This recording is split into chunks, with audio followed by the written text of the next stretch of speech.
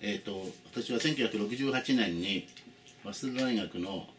政経学部を卒業してるんですけども、政経学部の中に新聞学科っていうのがありまして、新聞の勉強をしてジャーナリストになるつもりでしたけども、大学の4年生の時に、ある知人からイギリスの通信社が大学で募集してるけども行かないかという話がありまして、それに乗りましてその通信社に入ったんですけども、それが記事を書く通信社じゃなく写真の通信社、ニュース写真の通信社だったんですね。それで行った初日からカメラを持たされまして、写真を撮ってこいということになりまして、カメラマンになってしまいました。でニュース報道写真家として4年間、やってきたんですけども、結局フリーになりたくて辞めて、それで、イギリス系の通信社だったもんでイギリスを見てみたいっていうんで、イギリスにやってきました。でイギリスに来た時にはもうひげももじゃもじゃで髪の毛も伸びてたんですけども、これはやばいとまずいなと思ったんですけども、当時のイギリスはですね非常にヒッピー全盛の頃で、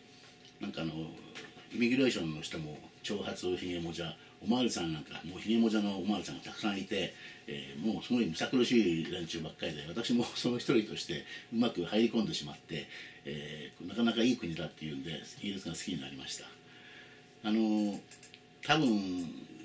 その当時はまだ1年間英語の勉強をして、それでまた日本に帰ろうと思ったんですけども、1年目の終わりにですね、あるイギリス人の女性に会いまして、それが今のワイフなんですけども、それ以来なんとなくイギリスが好きになってずっと居ついています。私は大学で新聞の勉強をした関係があったんで、日本でイギリスで日本人向けの新聞を作ってみたいと、そういうふうな希望を持ちまして、1990年に日英タイムズという新聞を立ち上げました。いわゆる日本人コミュニティの中で起こっていることを書くと、それを報告するということを基本にしてまして、で翻訳とかもらったニュースリリースとか記事をもらって書くんじゃなくて、自分で取材をして書くというそういう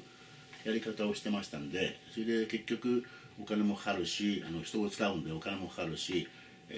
これ2週間に1回なんですけども、事務所では3人ぐらいしか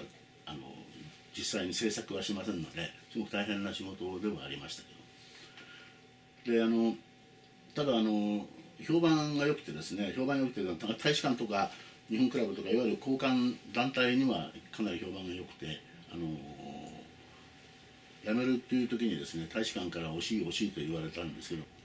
ある時にですねビジネスマンにインタビューっていうコラムがあるんですけど、そのコラムの一人に登場してもらったのが保険をやってる佐野慶作さんなんですけども、佐野さんとインタビューした時にですね、佐野さんが日本人社会大きくなっていることだし、もう戦後だいぶ経つので日本人の永住者の会があってもいいんじゃないかって話があって、そういうのがあったらいいねということを彼が言ったので、それを記事にしたんですね。それを見た森田さんっていう人がいまして、この人ビジネスマンなんですけど、それを具体的にしようっていうことになりまして、発起人会を作りまして、それで桃子さんとか木野さんとかある程度こちらで活躍してる人を集めて、それで